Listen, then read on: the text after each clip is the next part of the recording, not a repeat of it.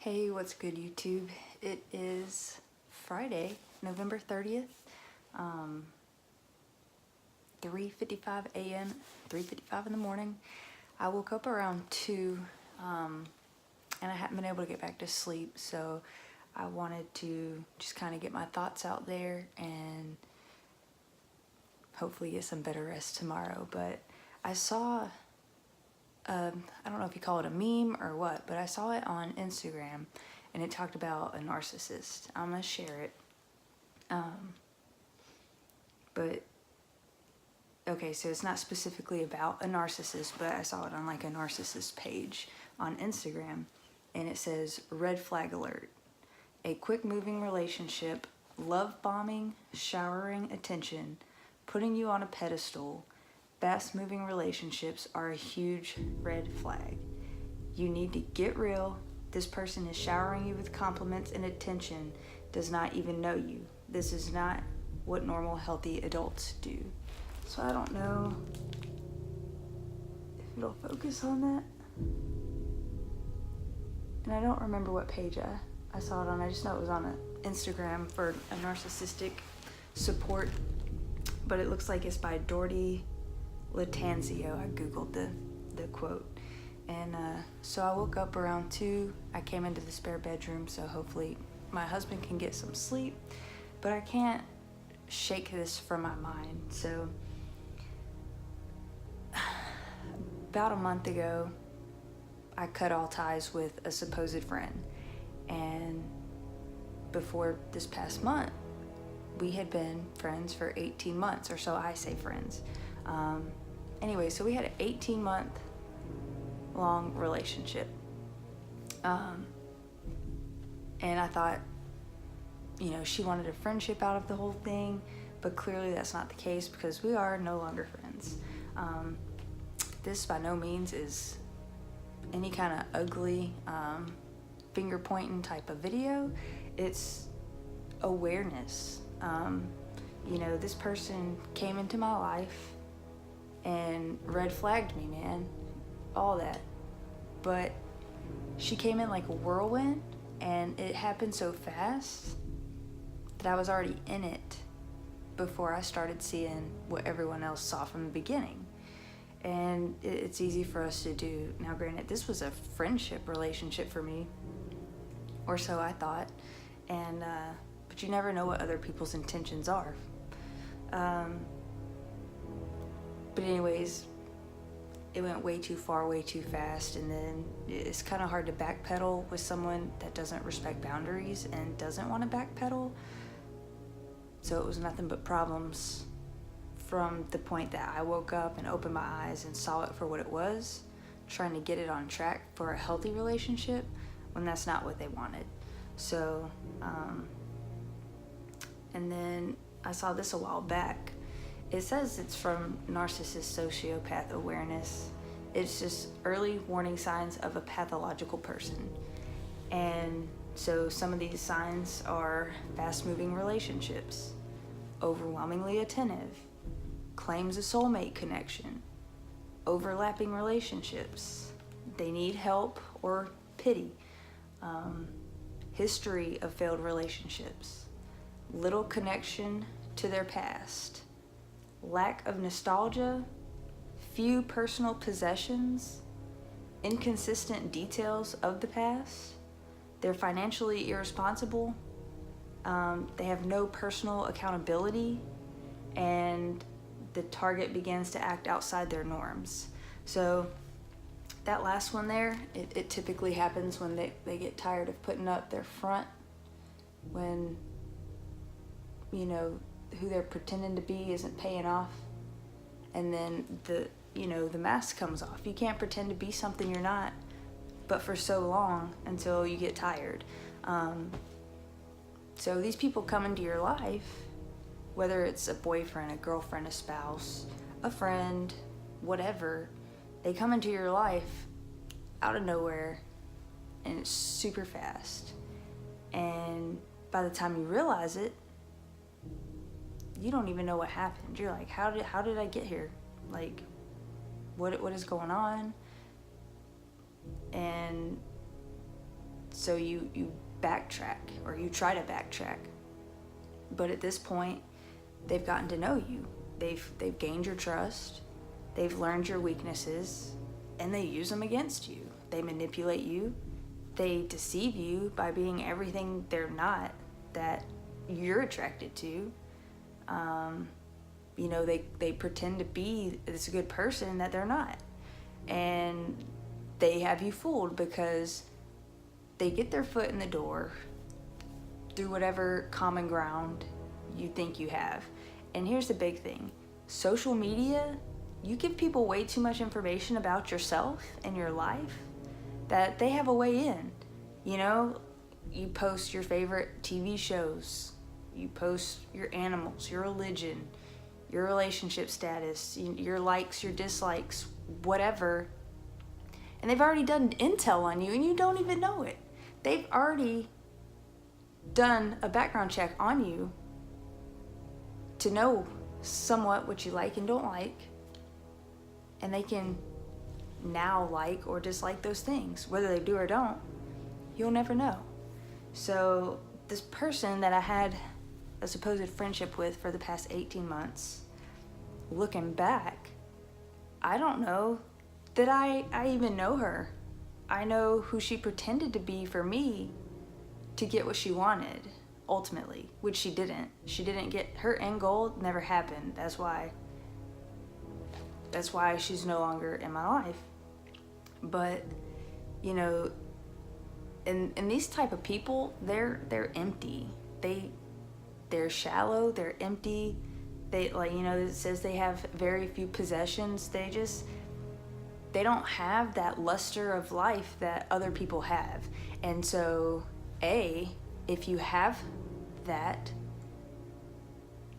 they either want to destroy it because it makes them unhappy to see someone else happy and successful and thriving, or B, they want to benefit from it because they can't get it themselves. They're like, well, I'm going to share in this person's success or this person's happiness or this person's fullness. And so they either want to destroy what you have or they want to leech off of it instead of just doing it themselves. These people are not capable of self-reflection. Everything will always be your fault. It'll be someone else's fault. They cannot take responsibility for their actions. Don't matter if they're 30 years old, 40 years old. God forbid I ever meet someone that's 50 or 60 like this. Because never in my 32 years of living have I experienced anything like this. And that's why it's so hard for me, because I'm such a genuine person. And I don't care who you are. I want the best for you. I want to see you succeed. I want you to be happy. And I want you just to have a good, overall, healthy, happy life. And some people don't want that for you. So you can't let your kindness and your loyalty make you a fool. You can't keep giving and doing and looking for the good in someone when there's not. And that was my biggest realization, is that there's not good in everybody, And I think the hardest part of this to me was that foothold that she had initially was more on a religion standpoint. I would say a moral one, but looking back at everything, it wasn't right. But you have people, the devil was once an angel. You have people masquerading, as light. They pretend to be, they pretend, this is what kills me, man. Like, okay, if you're a shitty person, do you, man? Be a terrible person. Who cares? All right? But the simple fact that you pretend to be a good person and you use religion to manipulate someone and get your way, to get close to them, to try to take advantage of them, that's what's jacked up, man. And that's what I can't wrap my head around, because I've never experienced that level of evil. Like, it's one thing to be selfish. We're all selfish sometimes. We all want what we want.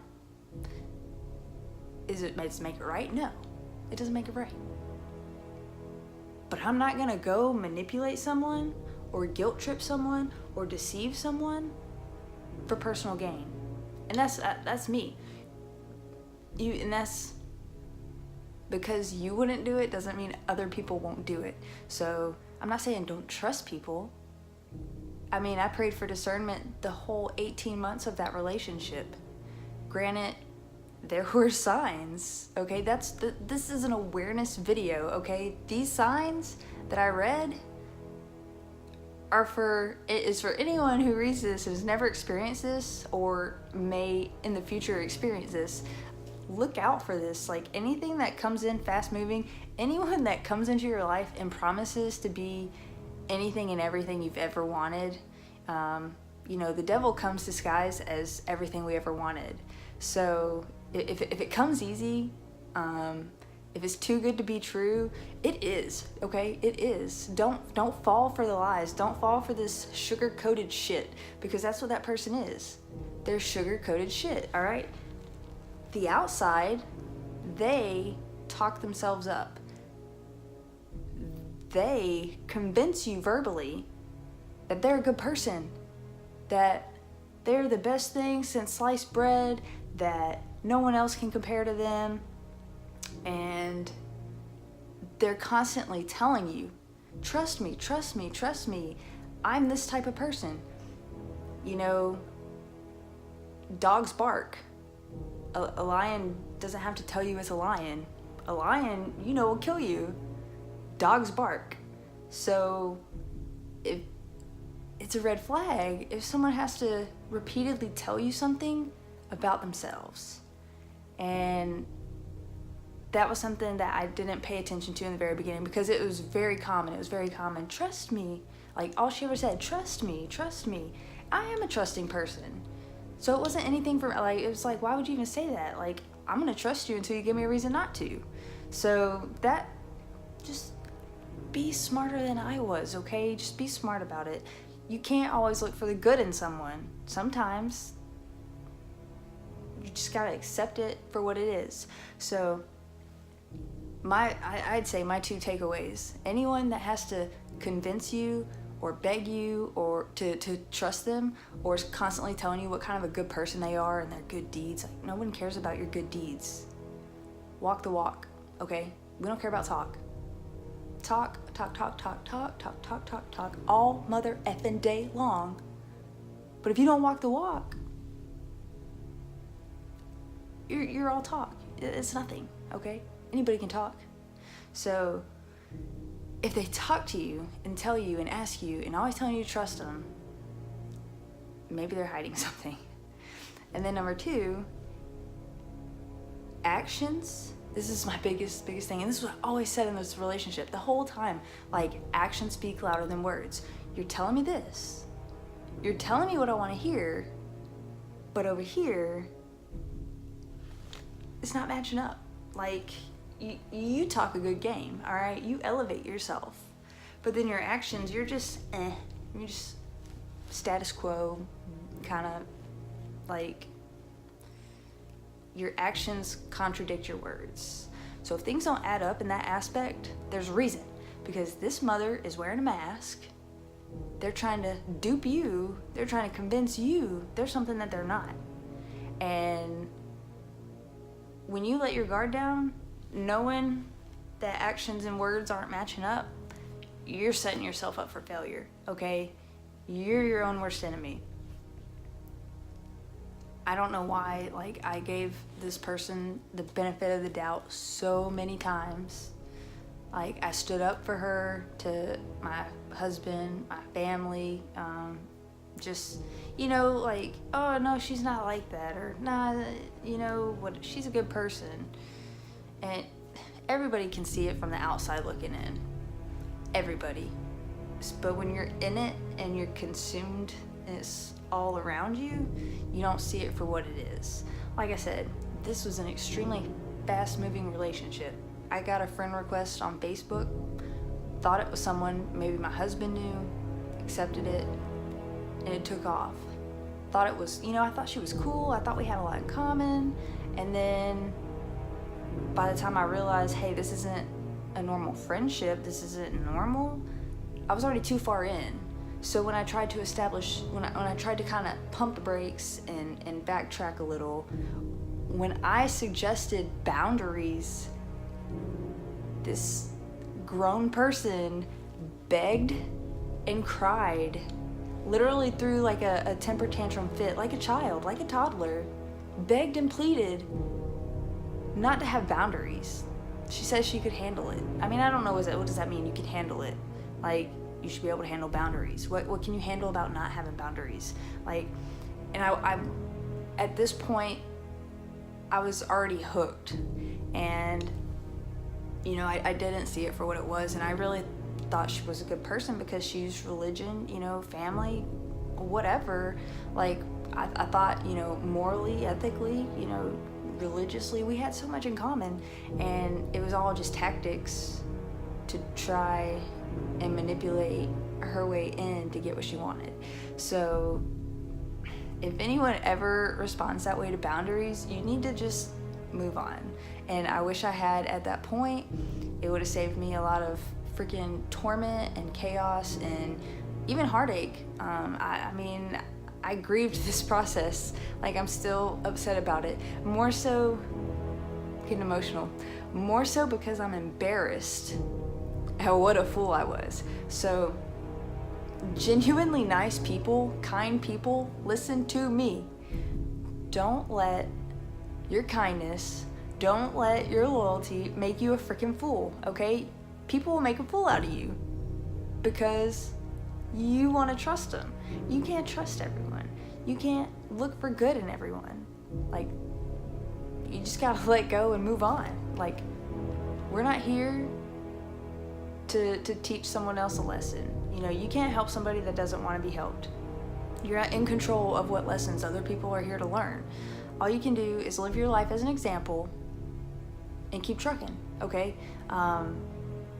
What I mean by we're not in control of what lessons other people learn, some people aren't at that state of self-realization. Some people will never grow. Some people will never expand their horizons. Some people will never grow their faith, their emotional well-being. That some people are stagnant. Like, and then these types of people that I'm talking about right now, they see nothing wrong with the way they are. Like, they've obviously gotten to 30 plus years of life by taking advantage of people, by manipulating people. They've gotten what they wanted by treating people a certain kind of way. So why would they change now? Like, they're not gonna change because of you. And honestly, so 2 reasons, which really is the same reason for this video, is I'm embarrassed that I let this relationship go on for 18 months. It wasn't healthy, you know, and I was a little naive, so, you know, I'm smarter now. I learned from it. I'm still growing from it, trying to be a better person, a smarter person. I mean, I'm a very empathetic person. I'm a very sensitive person, and I try to be trusting. But I'm a very honest person, and I'm honest to a fault, and I share way too much, and that's something I did in this relationship. People don't need to know everything about you. Just because they act like they care, just because they smile, doesn't make them your friend, and doesn't mean that they're not going to use everything against you. Like, all your weaknesses. Like, she pulled out all the stops. Everything, every weakness she thought I had, she used against me. She used my autistic sister-in-law. She used my dead aunt and cousin. She used religion. She used my job. She tried to tell me my husband was controlling, when in all actuality she was like beyond controlling, and it was supposed to be a friendship relationship, and all she ever wanted to tell me was, oh, I want to be your best friend, I just want to be your friend. Well, where are you, friend? Where are you? Like, that's not what she wanted. It's not what she wanted. So those type of people, they want to destroy what you have because they realize that they're jealous and that's something that they don't have. So they want to destroy it, or B, want to partake in it. They want what you have. They're like, that person's got it together, they're financially stable, they have a healthy relationship, they got a good job, you know, looks like a good life. I want in on that. You know, I want to reap the benefits. I want to be happy. I'm an empty person. I don't have that going for me because I don't have that drive in life that I'm gonna try and benefit from someone else's happiness and success. So you got two different reasons that those type people come into your life, and it's a game to them. Like, you're a game to them. You're not a person to them. They're not capable of love. They're not capable of remorse. They're not capable of true understanding and growth. They're not capable of that. And that's the thing. You are. You are. You win. So yeah, it's a shitty situation. It sucks, but it's over, and you're gonna be better for it. They're gonna be the same. They're gonna be the same. They'll probably be the same 10 years from now. Unless they just get tired. These type of people aren't idle. They keep busy. They're always surrounded by people. Whether it's not even friends, it's acquaintances. They surround themselves with people so they don't have to slow down long enough to look and be like, you know what, I have a shitty life. And so they're not going to grow because they know that they don't want to reflect. They don't want to do any kind of self-reflecting. Self-reflecting isn't fun, okay?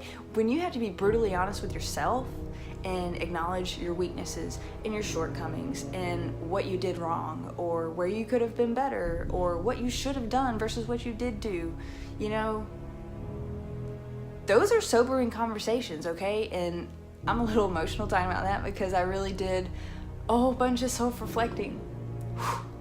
I'm sorry. I did a lot of self-reflecting after this relationship, after I had to be the one to end it because I wanted what was best for both of us. I wanted what was best for her, and I wanted what was best for myself. And that was ending this relationship, but I'm the bad guy. I'm the one that's wrong, that mistreated her. And it's not even like that. And anyone that's been in this position knows exactly what I'm talking about. So it don't matter what other people think about you. You know the truth. You know you're a damn good person. God knows. I mean, that's all that matters. So, but that's what you have to look forward to. Like, you can grow. You can be a better person. You can be a stronger person. You can be a wiser person. You are going to come out on top, okay? No matter how hard it is or how much it sucks, you're going to be better for it. That other person, they're going to be imitating this relationship with someone else. And that's the other reason for this. It's an awareness video, but my biggest regret is not that any of it happened. Like, I put a lot of effort into that relationship. But my biggest regret is that I can't stop her from doing this to someone else.